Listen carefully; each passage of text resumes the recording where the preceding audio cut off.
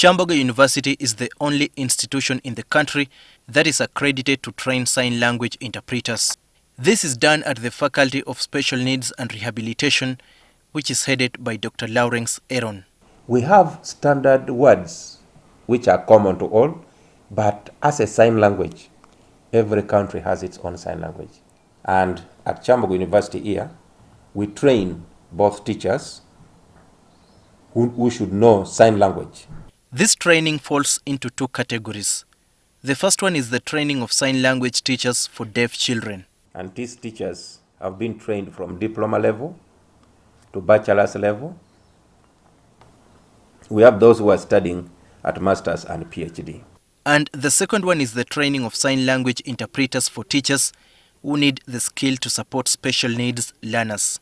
Especially those teachers who are not trained in special needs education, or those teachers who are trained in special needs education but are teaching in inclusive classes. And there are other things that they will train you, the ethics of sign language interpretation, deafness and development, guidance and counseling. There are very many things involved in that training. The training of sign language interpreters is made as practical as possible. You are supposed to do internship. So you identify like a school, any institution that has deaf people. So you go, you do that training so that you improve on your signing skills. The university also relies on members of the deaf community to train its sign language students. But what does it take for one to qualify to study sign language interpretation at Kyambogo University? You must have completed advanced level of education. And you must have at least one principal pass and two subsidiary passes for you to be admitted. And what is the current uptake of this profession at the university? We have at least an average of 20 students admitted every year. Our admission capacity is 30. Dr. Aaron takes us through some of the challenges that the university has faced in training sign language interpreters.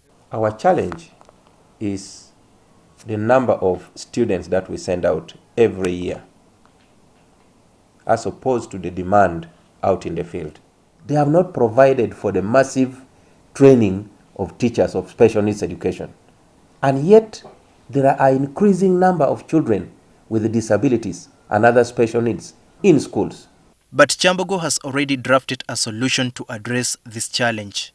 Because we plan to start training people during the day, during having evening lectures, and some group of people can have weekend lectures, especially those who are working.